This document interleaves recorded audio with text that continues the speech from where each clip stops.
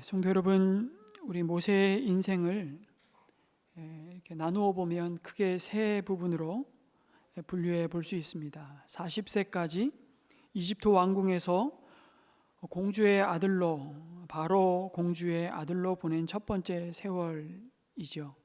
지난주에 그의 탄생부터 그 40년의 세월을 아주 짧게 함께 나누어 살펴보았습니다. 이어서 모세는 이집트를 떠나, 정확히 말하면 하루아침에 살인자 죄수의 신분으로 도망자가 되어서 정처 없이 광야에서 보낸 40년의 세월입니다. 그리고 마지막으로 다시 이집트로 돌아와서 자신의 동족 이스라엘 백성을 이끌고 출애굽하여서 하나님이 약속하신 가나안 땅으로 향하여 가는 또 다른 광야의 40년의 여정으로 나누어 볼 수 있습니다. 이런 모세의 삶의 제목을 붙인다면 믿음으로 하나님을 선택한 삶이라고 말할 수 있을 것입니다. 하나님을 선택했던 이 믿음의 사람 모세에 대해서 히브리서는 이렇게 증언하죠. 진짜를 위해 가짜를 과감히 거절했던 믿음의 사람이었다고 말씀합니다. 영원한 것을 위해서 결코 영원할 수 없는 가치, 이 세상의 모든 사람들이 환호하고 그렇게 소유하기를 원하는 그 유한한 것들을 포기하고 내려놓는 믿음의 사람이었다고 말할 수 있습니다. 그 모세가 버린 것이 본문의 세 가지로 묘사됩니다. 먼저는 24절에 바로의 공주의 아들의 신분을 그는 거절했죠. 그리고 그 이유에 대해서 25절에 잠시 죄악의 향락을 누리는 것을 버리고 하나님의 백성과 함께 고난받기 위해서라고 말씀합니다. 그리고 26절에 애굽의 모든 재물까지 내려놓았습니다. 무엇을 위해서요? 하나님의 백성과 함께 고난을 받고 이스라엘과 함께 하나님이 약속하신 가나안을 향하여 나아가는 그 순종의 걸음을 위해서였다고 말씀합니다. 여기서 우리는 모세를 통해 드러내신 이 믿음으로 선택하는 삶이 다른 것이 아니라 하나님의 뜻이 아니면 그것이 아무리 그럴듯해 보이고 아무리 좋아 보여도 거절하는 믿음임을 알 수 있습니다.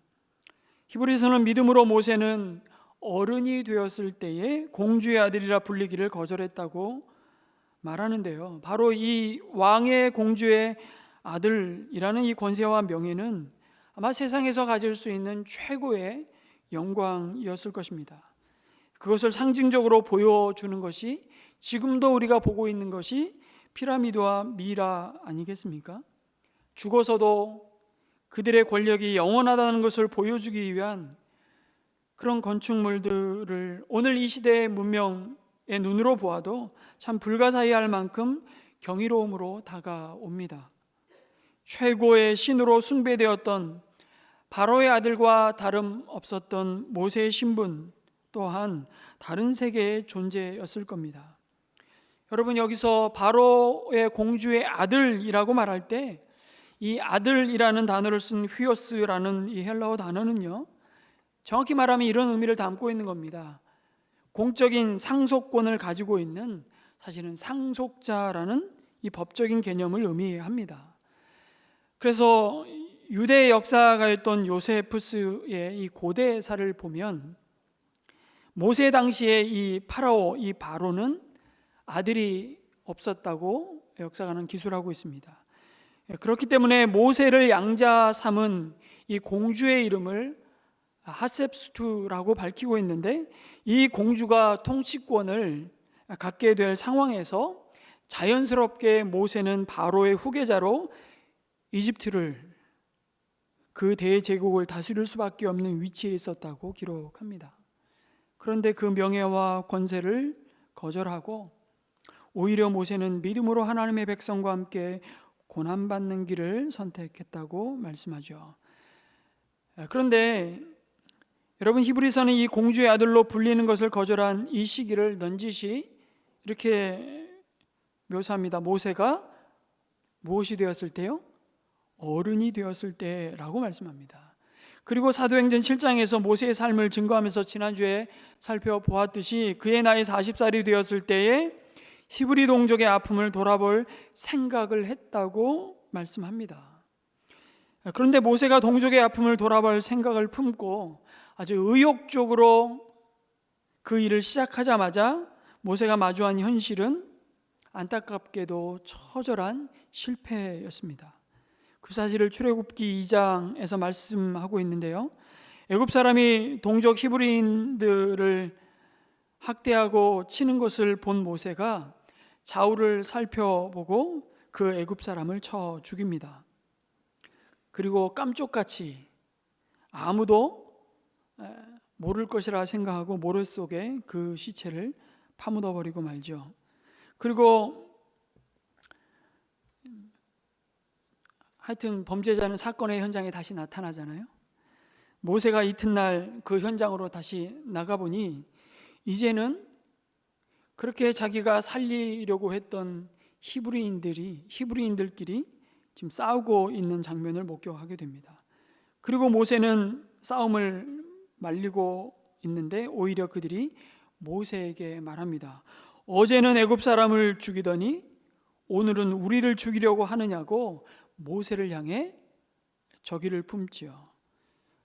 모세가 그 순간 모든 일이 감추어진 것이 아니라 모든 일이 탄로가 났다는 사실을 확인하고 모세는 바로가 두려워서 정처 없이 미디안 광야로 도망치고 맙니다. 이런 실패자 모세의 모습은 가만히 보면 그가 바로의 공주의 아들이라 불리는 것을 믿음으로 거절했다기보다는 거절당한 것처럼 보입니다. 그런데 성경은 믿음으로 모세가 자신에게 주어진 권세와 영화를 거절했다고 말씀하잖아요. 그래서 엄밀한 의미에서는 모세가 그러한 고백의 자리까지 사실은 믿음에 의해서 이끌려가고 있는 모습이라고 말할 수 있습니다. 영어 성경도 그렇게 묘사해요. By faith. 믿음에 의해 사실은 자기가 주도적으로 의지적으로 선택한 삶이 아니라 어찌 보면 하나님이 일방적으로 사실은 하나님이 주도적으로 그 모세를 믿음 위에 이끌고 가시는 그 하나님의 이끄심 앞에 이끌려가고 있는 모세의 모습을 출애굽기는 여과 없이 보여줍니다. 오늘은 아브라함을 디스하는 데 이어서 모세를 디스하는 날입니다. 모세가 왜 실패했을까요? 모세는 때를 기다리지 못했습니다. 애굽 사람을 죽인 이 행동을 통해서 자신이 이스라엘 백성들의 지도자로서 어쩌면 주목을 받아보려는 다분히 우발적이고 충동적인 영웅심에 사로잡혔던 것이죠. 그래서 하나님의 때를 기다리며 준비하지 못했습니다. 서둘러서 시작한 그 일은 모세로 하여금 돌이킬 수 없는 실패와 좌절을 맛보게 했습니다. 더욱 결정적인 그 실패의 원인은 그 하나님의 일을 자기의 육신의 힘으로 하려고 했다는 사실입니다. 모세는 그가 가진 그 신분, 그 누구도 범접할 수 없는 바로의 공주의 아들이라는 그 타이틀로 어쩌면 이집트의 노예로 신음하는 자기 동족을 더 능력 있게 도울 수 있을 것이라 생각했는지 모르겠습니다. 그래서 어떻게 할 수 있습니까? 모세가 하나님의 일을 하기 위해서 뛰어든 그 첫 번째 장면에서 어떤 일을 하였죠? 말씀드렸잖아요. 사람을 때려 죽였던 겁니다. 그는 하나님의 선한 일을 사람을 죽이는 일로 시작했습니다. 안타깝게도. 그리고 그것을 통해서 자신이 얼마나 자기 동족을 향한 불타는 마음을 가지고 있는 사람인가를 증명하기 원했던 겁니다. 모세가 애굽 사람을 쳐 죽인 그 이유와 동기가 무엇이라고요? 그렇게 해서 그가 이스라엘 백성들 편에 서서 일하는 사람이라는 것을 증명해 보이고 싶었던 겁니다. 사도행전 7장 24절에 이렇게 말씀합니다. 어느 날 그는 자기 동족 한 사람이 억울한 일을 당하는 것을 보고 그의 편을 들어 이집트 사람을 때려 죽여서 압박받는 사람의 원한을 풀어 주었습니다. 그는 자기 동포가 하나님이 자기 손을 빌어서 그들을 구원하여 주신다는 것을 깨달을 것으로 생각하였는데 그들은 깨닫지 못하였습니다 라고 스데반이 그 이스라엘의 역사를 이렇게 반추하고 있습니다. 사실은 모세가 미처 깨닫지 못하고 있었던 것이 무엇입니까? 자기 스스로 지도자를 자처하고 나온 그 어리석음과 그 착각인 것이죠. 자기가 애굽 사람을 쳐 죽이면 동족 이스라엘 백성이 우리의 지도자가 여기에 있다고 자기를 추대하고 인정해 줄 것을 기대하였다는 말씀입니다. 오히려 이스라엘 백성은 모세를 누가 너를 우리의 재판관으로 삼았느냐고 따지고 들지 않습니까? 모세는 하나님의 일을 하나님의 방법이 아닌 자신의 혈기와 인간적인 방법으로 자신의 힘으로 이루어 보려고 했던 겁니다. 하나님의 때를 결국 기다리지 못하고 스스로 지도자라고 착각하며 하나님보다 앞서 행하고 맙니다. 그리고 그 길로 도망자의 삶이 시작되었습니다. 정처 없이 미디안 광야로 도망가고 한 우물에 도착하면서 그 우물에 양을 치는 여인들을 만나게 되죠. 그 여인들을 돕게 됩니다. 그리고 잘 아시는 대로 그 여인들 중에 하나님 십보라와 결혼해 모세는 미디안 광야에서 처가살이를 시작합니다. 그렇게 40년을 광야에서 보내죠. 이때 모세의 심정이 출애굽기 2장 22절에 잘 나와 있습니다. 같이 한번 읽어볼까요? 시작. 십보라가 아들을 낳으니 모세는 내가 낯선 땅에서 나그네가 되었구나 하면서 아들의 이름을 게르솜이라고 지었다. 아들을 낳았는데 이름을 게르솜이라 지었다는 것입니다. 그리고 친절하게도 그 뜻을 다 설명해 줍니다. 타국에서 나그네가 되었다. 이집트 왕자가 낯선 곳에서 나그네의 삶으로 전락해 버렸습니다. 그런데 여기 이 나그네라는 단어를 NIV 영어 성경에는 보니까 아주 특이합니다. 뭐라고 되어 있다고요? 에일리언이라고 되어 있습니다. 갑자기 영화가 생각나죠? 모세가 자신이 무엇이 되었다고 얘기합니까? 에일리언, 외계인처럼 되었다는 뜻입니다. 이집트인도 아니고 이스라엘 사람도 아닌 정말 이상하고 이질적인 다른 존재가 되어 버렸다는 사실이죠. 이 말은 자기가 자기 생을 봐도 너무나도 초라하고 망가진 인생, 이제 모든 것이 끝나고 별 소망이 없는, 이대로 이 광야에서 그냥 이렇게 다람쥐 쳇바퀴 돌듯이 살다가 그냥 끝나는 인생이구나라고 그 마음에 처절한 자기 비하의 그 심정을 아들의 이름을 게르솜이라 짓고 투영해서 40년을 그렇게 잃어버린 세월처럼 신세한탄하며 보내고 있었다는 사실을 이렇게 묘사하고 있는 것입니다. 이제는 이집트로도 못 돌아가고 그렇다고 이스라엘을 구원하는 사명도 이룰 수 없는, 어디에도 속하지 못하는 이상한 존재가 되어 방황하는 엉망이 되고만 삶을 보여줍니다. 마음이 완전히 바닥에 떨어져서 미디안 광야에서 40년을 보내며 그의 존재는 그렇게 서서히 잊혀져 갔습니다. 그리고 더불어 그의 열정과 사명도 완전히 사그러져 버렸습니다. 그나마 그 열정과 그 사명은 어려서 그래도 하나님의 은혜로 어머니 요게벳의 젖을 빨며 너는 애굽 이집트 사람이 아니야, 너는 저 채찍에 신음하는 히브리 민족임을 잊지 말라고 말했던 그 기억만 어렴풋이 남아서 이제 그 신분이 나에게 무슨 의미가 있는가, 그렇게 낙심하며 주저앉아 있었다는 것이죠. 그 이후에 모세의 나이가 뭔가를 해볼 수 없는 나이 80이 되었을 때 모세가 양떼를 치기 위해 평소에 하듯이 호렙산에 이르렀습니다.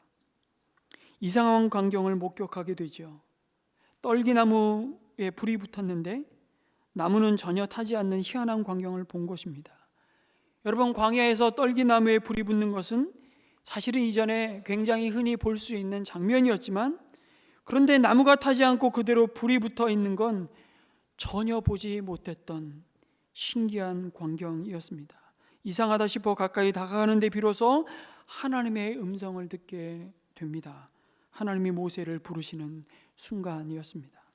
여러분, 떨기나무는 정말 볼품없는 잡목입니다. 심지어 불이 붙으면 너무 금방 타버려 재가 되어 땔감으로도 사용하지 않는, 어쩌면 바람에 그냥 굴러다닐 수 있는 잡목입니다. 어쩌면 그 떨기나무는 불같은 시련 가운데 있는 이스라엘 백성을 상징하기도 하지만, 당시 볼품없는 모세의 자신의 모습을 드러내 보여주는 것이죠. 그 잘나가던 애굽의 왕자 모세, 민족을 구하고자 했던 투철한 사명감을 가졌던 모세가 이제 이 잡목처럼 아무짝에도 쓸모없게 되어 버렸다는 사실입니다. 그 떨기나무 같은 모세에게 하나님의 불이 임한 것입니다. 그 어느 누구도 가까이 할 수 없는 불이었지만, 지금 그 불이 떨기나무 같은 모세에게 임하자 그 떨기나무는 재가 되지 않고 바로의 공주의 아들이라는 신분의 그 잘남과 영광과 기대와 그것이 줄 수 있는 권세로 뭔가를 이루어 보겠다는 모든 야망이 다 사그러들어 재가 될 때까지 기다리셨다가 드디어 하나님은 불타지 않는 떨기나무의 불로 모세를 찾아오셨던 겁니다. 그리고 더 이상 재가 되지 않는 떨기나무에 붙은 불로 임하시면서 영원히 쇠하지 않는 하나님의 영광의 모습을 모세에게 보여주시죠. 아니, 그 모습으로 모세의 삶을 덮으십니다. 여러분, 하나님이 참 인생을 쓰실 때는 꼭 이렇게 가진 힘을 다 빼버리시고 사용하시는 장면들을 성경은 수도 없이 보게 됩니다. 여러분, 아브라함도 죽은 자와 방불한 100세까지 기다렸다가 자식을 주시지 않습니까? 모세도 애굽의 왕자의 지위와 능력과 그가 스스로 붙잡고 있었던 투철한 사명감까지 다 바닥에 떨어지게 하신 후에 그를 찾아오셨습니다. 이렇게 해야만 비로소 하나님은 하나님이 하신 일이 된다는 사실을, 그 하나님의 위대하심을 드러낼 수 있다는 것을 모세로 보게 하시는 겁니다.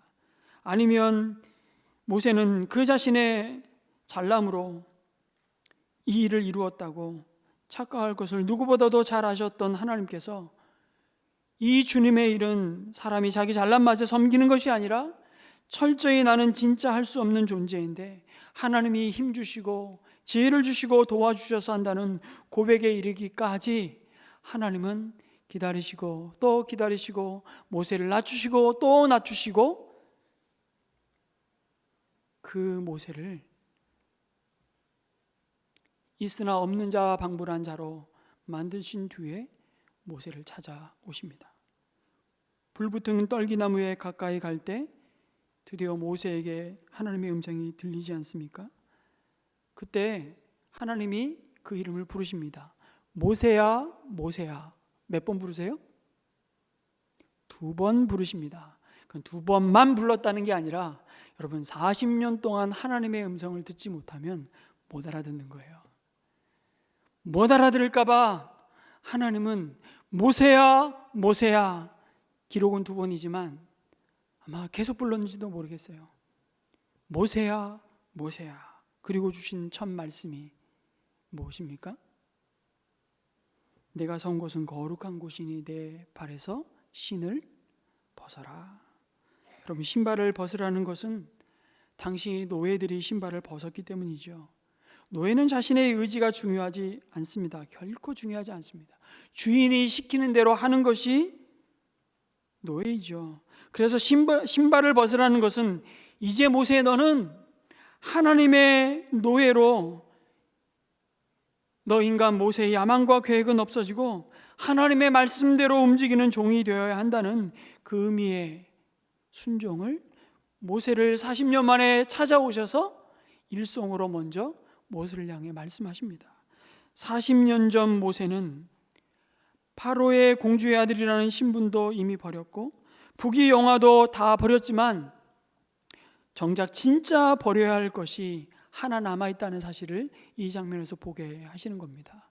바로 무엇입니까? 여전히 끝까지 붙들고 있는 자아였습니다.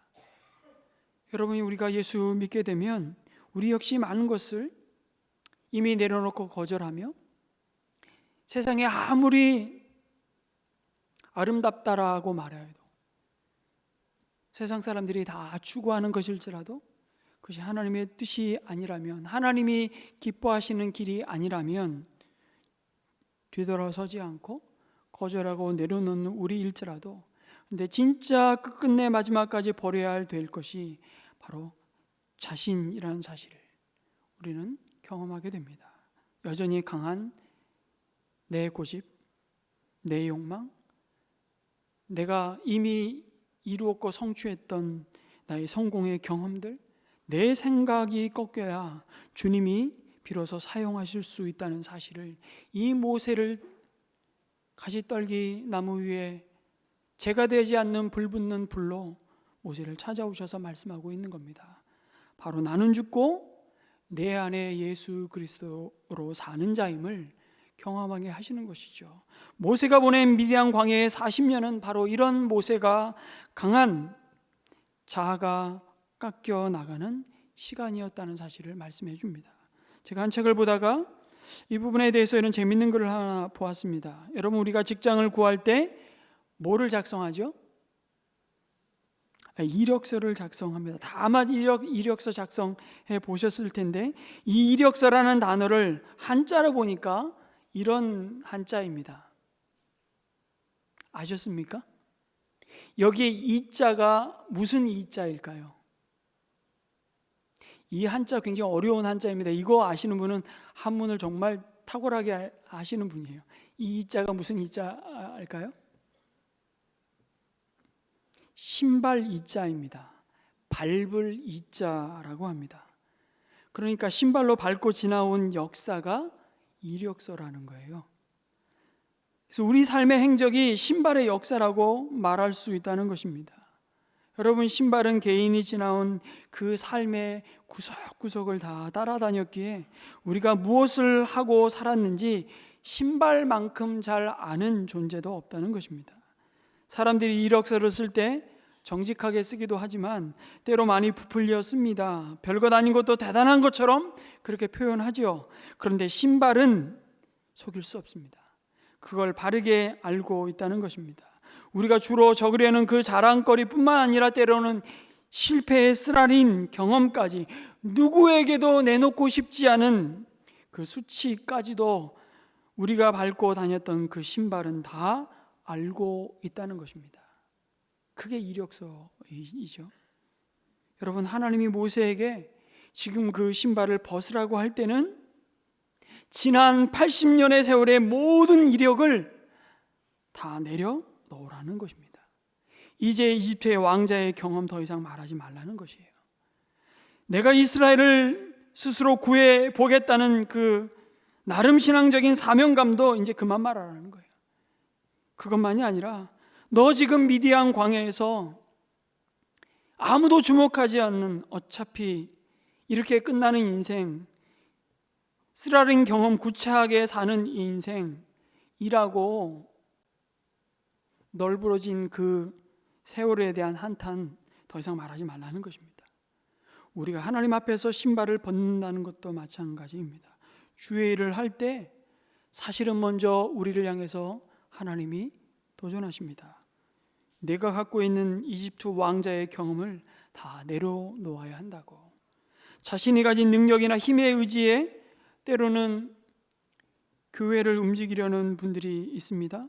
회사 경영하시는 분들은 교회를 회사처럼 운영하려고 하기도 합니다. 투자한 만큼 생산성을 요구하기도 하죠. 또 어떤 분은 그래서 하나님의 선교가 아니라 그 선교를 통해서 인간의 야망이 그 선교 현장을 훼손하는 참 어처구니 없는 안타까운 현실도 보게 됩니다. 어떤 분은 이전 교회에 나름 섬기며 열매 맺었던 방식을 주장하기도 합니다. 그런데 그런 방식 다 내려놓고 하나님이 지금 여기서 하기를 원하시는 뜻을 묻고 듣고 순종하라는 말씀을 주시는 것이죠.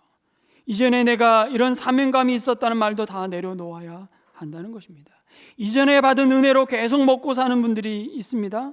그런데 이 이후에 모세는 그 광야의 시간들을 지나가며 매일매일 그날 내리는 일용할 만나로 일용할 은혜로 살았다고 고백합니다.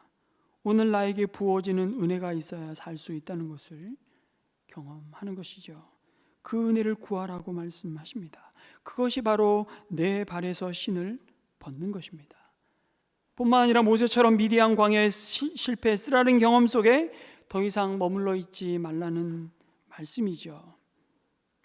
우리 모두는 여러분 하나님께 쓰임받고 싶어 합니다. 그런데 하나님께 쓰임받기 위해서는 계속해서 신발을 벗는 훈련이 필요한 것입니다. 벗은 것 같았는데 어느새 또 다른 신을 신고 있는 우리 자신의 모습을 마주합니다. 벗었나 싶었는데 벗는 척하기만 하고 여전히 내 고집과 아집과 야망을 붙들고 있는 우리 자신의 모습을 마주합니다. 내 이력 다 내려놓고 그 하나님의 뜻 앞에 우선적으로 그 하나님의 뜻을 따라 살아가는 삶을 살아보지 않겠냐고 우리를 찾아오시고 우리를 그렇게 믿음에 의해 설득해 가시고 믿음에 이끌려 가도록. 나는 이끌려가고 싶지 않은데요? 아니요, 반드시 하나님은 그 자리에 서기까지 하나님이 여러분을 포기하지 않으세요. 우리 기도해 주셨던 것처럼. 왜냐하면요, 하나님이 너무 이 세상의 그 어떤 값으로도 대신할 수 없는 값을 지불한 존재들이기 때문에 우리를 놓지 않는다는 거예요. 그러니까 순종을 좋은 말 할 때 순종하느냐 아니면 얻어 터지고 순종하느냐, 요 차이가 있을 뿐이지 결국은 순종하게 돼 있어요. 그러니까 믿음에 의해 이끌려가는 인생, 여러분 이게 사실은 자유가 없는 것 같지만 진짜 자유한 인생임을 우리는 경험하게 되는 것이죠. 그래서 날마다 신발을 벗는 훈련을 해야 돼요. 어쩌면 작은 목자 훈련 상공부가 그런 씨름의 현장이지 않을까 싶습니다. 여러분, 인간이 추구하는 모든 명예와 권세가 그렇다고 그 자체로 악한 것은 절대 아닙니다. 그래서 그걸 거절해야 한다고 말씀하는 것도 아닙니다. 그렇게 말한다면 여러분, 하나님을 인정하지 않는 애굽과 바벨론의 총리로 하나님의 부르심을 받았던 요셉, 다니엘과 같은 삶은 설명이 되지 않습니다. 중요한 것은 내가 밟고 서 있는 땅이 애굽이든 가나안이든 바벨론이든 내가 지금 입고 있는 옷이 노예의 옷이든 천하를 호령하는 왕복이든 총리의 옷이든 그 속에서 끊임없이 여러분 나의 이력서 한 줄을 더 쓰기 위해 야망을 채우고 쌓는 자가 아니라 그 속에서 하나님의 이력서를 쓰고 있느냐 묻고 있는 것이죠. 나의 지나온 발자국마다 하나님이 함께 하셨습니다. 하나님이 다 이루셨습니다. 하나님이 앞서 행하셨습니다. 그 은혜의 흔적과 믿음의 고백이 있느냐고 묻는 것입니다. 이것이 호렙산 불붙는 가지나무 떨기 위해서 하나님을 만난 모세의 변화입니다. 그 뒤로 모세가 다시 애굽으로 돌아가 이스라엘 백성들을 구출해낸 뒤에 여러분 놀랍게도 하나님은 그 백성을 최단거리 가나안 해안길을 따라 인도하시지 않고 엉뚱하게도 남쪽으로 말씀드린 대로 홍해 앞에 그냥 빼도 박도 못하는 진퇴양난의 자리에 딱 가두십니다. 그리고 이판사판 이미 애굽의 모든 장자, 동물까지 모든 맛배들이 다 죽어나간 판에 우리가 두려울 게 뭐 있냐 싶어서 애굽의 바로는 철병거를 이끌고 이스라엘 백성 쫓아 추격해 올 때 여러분 앞에는 홍해요, 뒤에는 애굽 군대가 그 엄청난 먼지를 일으키며 추격해 오는 모습을 마주할 때 모세가 옛날 같았으면 하나님 어쩌자고 나를 보내셔서 이스라엘 백성을 이 자리에서 죽이는 지도자로 나를 삼느냐고 모세도 하나님을 원망했을지도 모르겠어요. 근데 그렇게 모세를 향해, 사실은 하나님을 향해 원망하는 그 모세가 이스라엘 백성들을 향해 뭐라고 말씀하시죠? 뭐라고 말하죠? 가만히 서서 너희를 위해 행하시는 하나님의 일을 보라고 말씀하십니다. 모세가 어떻게 바뀌었죠? 이제는 내가 주님을 위해서 뭔가를 할 것입니다, 하겠습니다가 아니고 사실은 하나님이 우리를 위해서 행하시는 그 구원의 역사를 가만히 서서 바라보라고 말하고 있는 모세의 믿음. 여기까지 오기까지 얼마나 오래 참으시고 그 모세의 걸음걸음을 인도하셨는지, 우리가 찬양으로 고백했던 것처럼 신실하신 하나님, 그 모세를 우리는 마주하고 있는 것입니다. 그것을 위해서 믿음으로 선택하는 삶은 결국 영원한 가치를 위해 영원할 수 없는 것을 내려놓는 것이라고 말씀하죠. 25절에서 오히려 그는 잠시 죄의 향락을 누리는 것보다 하나님의 백성과 함께 학대받는 길을 택하였다고 말씀합니다. 이것이 바로의 공주의 아들이라 불리는 것을 거절한 이유였습니다. 여러분, 무언가를 거절하는 것은 거절 그 자체로 의미가 있는 것이 아닙니다. 사실은 더 좋은 것을 선택하기 위해서 하나님이 예배해 놓으신 더 좋은 것을 선택하기 위해서 우리는 거절하는 것이죠. 여러분, 마가복음 10장에 보면 굉장히 슬픈 이야기 한 토막이 나옵니다. 예수님을 찾아와 어떻게 하면 영생을 얻을 수 있겠습니까? 정말 고상한 질문을 주님께 던졌던 한 부자 청년을 소개하죠. 예수님이 이 사람을 눈여겨보시고 사랑스럽게 여기셨다라고 이렇게 묘사합니다. 그런데 그에게는 아무도 보지 못했던 것을 주님은 꿰뚫어 보시면서 그 부자 청년에게 한 가지 요구를 하죠. 너의 가진 모든 것을 팔아서 가난한 사람들에게 나누어 주고 나를 좇으라고 그 부자 청년에게 요구하십니다.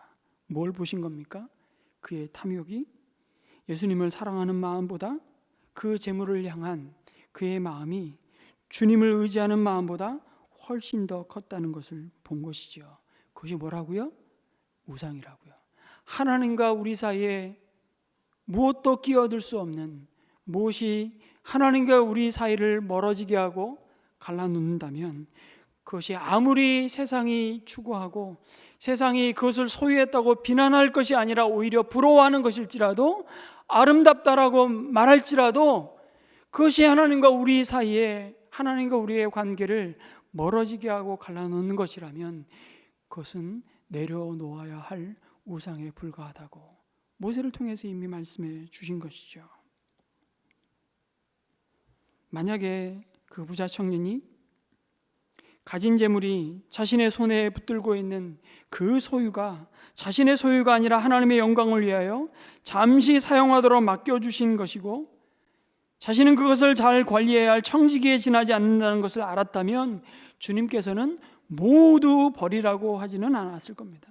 그러나 이 청년에게 재물은 말씀드린 대로 하나님과 그의 사이를 갈라놓고 멀어지게 하는 우상일 뿐이었죠. 주님은 그 우상을 치우라고 말씀하십니다. 그러나 그 청년은 예수님의 요구를 거절하고 말죠. 여러분, 오늘 저와 여러분의 삶에 거절할 것을 거절하지 못하고 버려야만 할 것을 버리지 못하는 것이 무엇인지를 우리에게 묻고 있습니다. 여러분, 모세가 그리스도를 위하여 받는 모욕을 이집트의 재물보다 더 값진 것으로 선택할 수 있었던 것은 무엇이 더 값진 것인지에 대한 계산이 끝났기 때문이었습니다. 그 사실을 26절이 확인시켜 주는 것일 뿐입니다. 모세는 그리스도를 위하여 받는 모욕을 이집트의 재물보다 더 값진 것으로 여겼습니다. 여기서 더 값진 것으로 여겼다라는 것은 그렇게 계산했고 평가했다는 의미입니다. 모세는 불타는 가시떨기 나무가 죄가 되지 않는 하나님의 임재와 영광 앞에서 신을 벗은 후에 그 삶은 영원한 가치, 하나님의 영원한 계획과 뜻을 따르는 삶을 선택하고 후회하지 않았다는 사실이죠. 왜요? 이제 모든 삶의 가치, 내 인생에 정말 이보다 더 중요하고 소중한 것이 없다라고 말하는 그 무게에 대한 계산이 끝났기 때문이었습니다. 여러분, 동일하게 우리는 우리 자신에 대한 계산도 끝난 사람들입니다. 무슨 얘기입니까? 하나님께서 예수님을 내어주시고 우리를 자신의 소유로 삼으시고 우리를 사셨습니다. 여러분, 더 이상 무엇을 그 값으로 쳐야 더 가치 있는 인생이 되겠습니까? 이 세상에는 없습니다. 그러니 이 세상에 무엇과 비교하여 내가 좀 더 있어 보이고 잘나 보이는 존재감을 가질 수 있겠습니까? 이 세상의 것으로는 없습니다. 그러니 우리가 가진 것, 배운 것, 생긴 것, 계급장 또 뭐 있습니까? 그 모든 것으로 자랑할 것이 없습니다. 그래서 정말 죄송하지만 내가 가진 건 내 소유, 내가 배운 건 나에게 있는 계급장, 내가 타고난 생긴 것, 이거 만약에 교회에서 자랑하는 분이시면 그분이야말로 팔불출입니다. 그건 자랑할 게 못 돼요. 왜냐하면 우리는 그것보다 더 값을 매길 수 없는, 비교할 수 없는 값으로 우리를 사시고 예수 그리스도가 우리 안에 계시기 때문에, 그럼 그것들로 우리를 증명하려고 하면 우리는 정말 바보 같은 사람들입니다.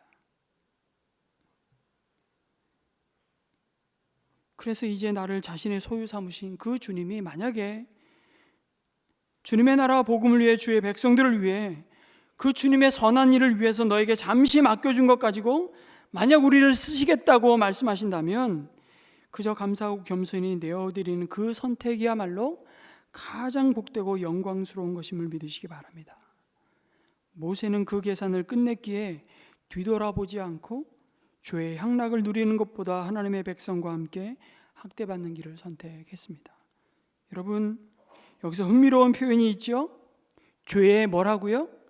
향락이라고 말합니다. 사람들이 왜 죄를 범할까요? 물론 궁극적인 이유는 죄를 범해서 죄인이 아니라 죄인이기 때문에 죄를 범합니다. 하나님을 무시하고 떠난 모든 사람이 죄 아래 여전히 종노릇하고 있습니다. 그러나 그 죄를 짓는 실제적인 이유 가운데 하나를 가만히 들여다보면 죄를 짓는 것이 굉장히 즐거운 일이기 때문입니다. 죄에는 악이 있습니다. 죄는 우리에게 쾌락을 가져다 주지요. 만일 죄를 짓는 것이 온통 추하기만 하고 그렇게 느껴지고 두렵게 느껴지기만 한다면 죄를 짓지 않을 겁니다. 그런데 심지어 죄가 아름답게 보입니다. 그래서 사탄은 광명한 천사의 모습으로 나타나 죄악의 향락으로 우리를 유혹합니다. 문제는 사탄이 죄의 유혹에 숨겨둔 그 달콤함 뒤에 우리가 지불해야 할 참 무섭고도 쓰라린 대가를 교묘하게 숨긴다는 사실입니다. 그래서 예수를 믿지 않는 분들이 그리스도인들을 바라보면서 종종 말합니다. 당신들은 무슨 재미로 사냐고. 이것도 안 해 저것도 못해 하고 싶은 대로 하고 사는 자신들의 삶이 더 자유롭고 더 재미있는 삶이라고 생각하죠. 그러나 여러분, 죄의 향락 앞에 오는 단서가 하나 있습니다. 잠시라는 것입니다.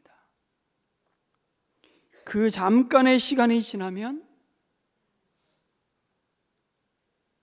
죄의 삭신 죽음이 가져온 그 고통과 허무의 열매를 우리는 씹어야 될 것입니다. 어느 날 아버지의 품을 떠난 탕자의 비유에서처럼 집 나간 탕자가 돼지가 먹는 주염 열매조차도 마음대로 먹을 수 없는 돼지우리 자리에 앉아있는 자신의 비참함을 깨닫는 순간까지 그는 아버지 집에 대한 목마름을 느낄 수 없었습니다. 그때야 비로소 인생의 진정한 선택이 시작된 것입니다. 모세는 그 죄의 본질을 이미 보았고 광야 미디안 광야 40년의 세월이 그것을 알게 했다는 사실이죠. 그러니까 의미 없는 웨이스트 타임이 아니에요. 그 죄악의 향락을 누리는 것보다 하나님의 백성과 함께 고난받기를 선택할 수 있었던 그 연단의 세월은 결코 무의미한 시간이 아닙니다. 그런데 오늘 우리 시대의 교회에 안타깝게도 유사 복음이 참 많습니다. 여러분, 복음은 복음인 것 같은데 유사 복음이라는 말은 무슨 얘기냐면 반은 맞고 반은 틀리다는 얘기입니다. 그 유사 복음의 대표적인 메시지가 이것입니다. 예수를 믿으십시오. 그러면 형통할 것입니다. 반은 맞고 반은 틀립니다. 그러나 예수님을 믿어도 고난이 올 수 있습니다. 아니, 더 많은 고통을 받는 사람도 있습니다. 그래도 예수 믿는 삶을 여러분 선택하시겠습니까? 이렇게 묻는 것이 이것이 바른 복음의 메시지입니다.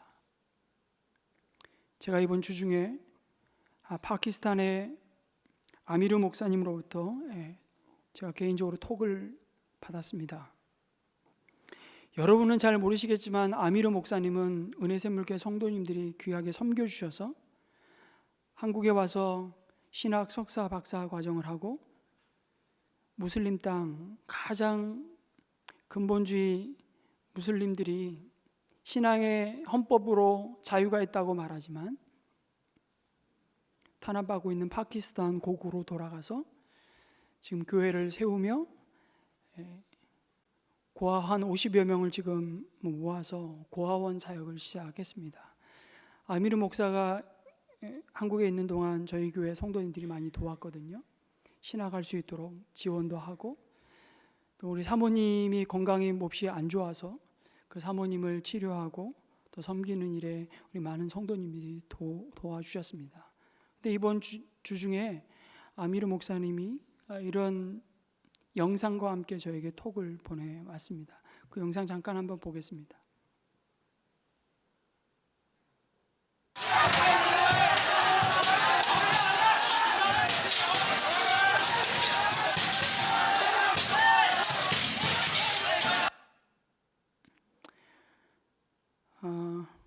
영상이 이렇게 끊어져요. 더 이상 영상을 찍을 수 없는 상황이었던 것으로 보입니다. 그리고 그 밑에 목사님, 패스터 윤 간절히 기도해달라고 21개의 교회가 불태워지고 한 기독교인이 신성모독 혐의로 기소되었다고, 파키스탄 기독교인과 교회가 심각한 공격을 받고 있습니다. 간절히 기도해 주십시오. 공교롭게도 이번 주 KBS 뉴스를 통해서 이 파키스탄의 상황이 보도가 되었습니다. 발단은 이렇습니다. 한 기독교인이 이슬람의 경전 꾸란을 훼손했다는 것입니다. 그런데 이슬람 경전 꾸란을 훼손했던 그 사람은 누구인지도 모르고 사실관계가 밝혀지지도 않았습니다. 늘 이런 식입니다. 명분을 만들고 하나님의 교회가 심각한 핍박과 고난 속에 들어가는 것이죠. 여러분, 이들이 왜 고난 속에서도 이 좁은 믿음의 길을 선택할 수 있습니까?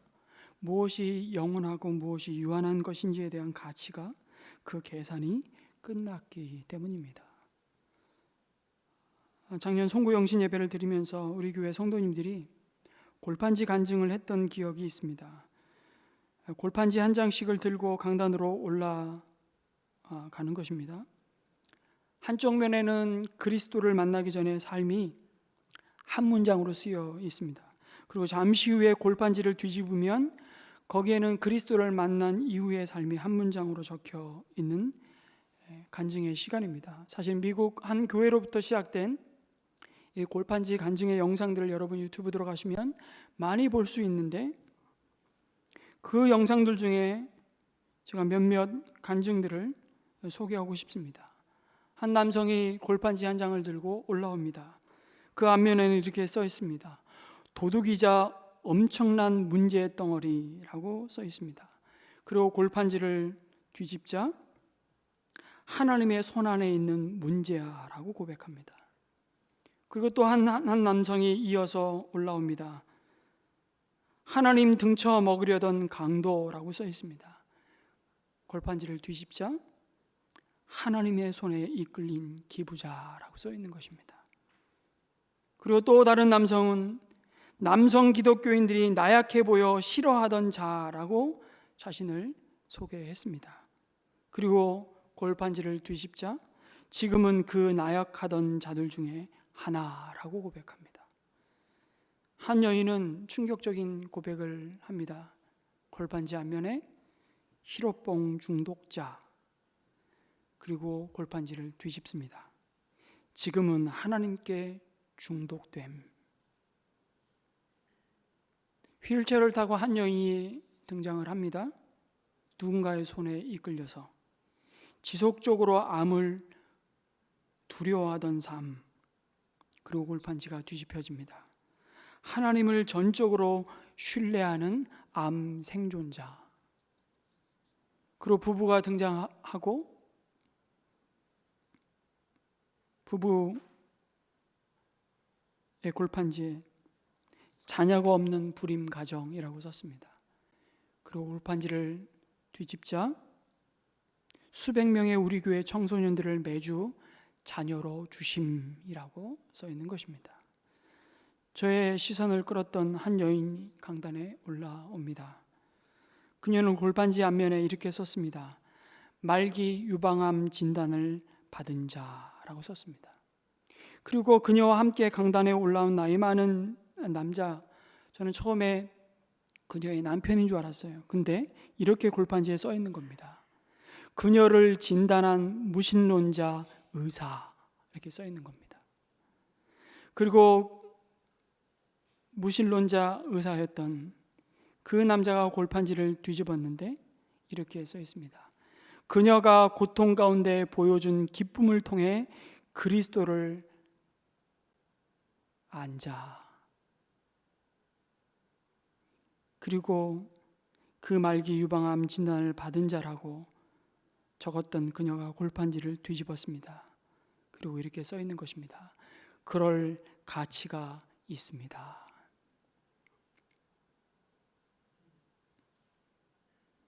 말기 유방암 진단을 받은 것이 그럴 가치가 있었다라고 고백하는 고백으로 바뀌는 그것이 복음의 능력이고, 그것이 믿음으로 오늘도 그 좁은 길을 선택하는 자의 삶의 모습이라고 말씀하십니다. 여러분, 골판지 간증자들의 공통점이 무엇일까? 제가 가만히 그걸 한참 영상을 쳐다보다가 그렇지, 예수 그리스도 안에서 무엇이 영원하고 무엇이 영원할 수 없는 가치인지 계산이 끝났다는 사실을 발견하게 되었습니다. 그리고 믿음으로 하나님을 위해 사는 삶을 선택하였다는 사실이죠. 그 삶이 고난의 길이라 하여도 그 길을 가기로 한 것입니다. 왜요? 그럴 가치가 있기 때문인 것이죠. 사랑하는 성도 여러분, 오늘 우리 삶의 마지막 날에도 이 고백을 할 수 있기를 간절히 기도하고 주님의 이름으로 축원합니다. 아멘.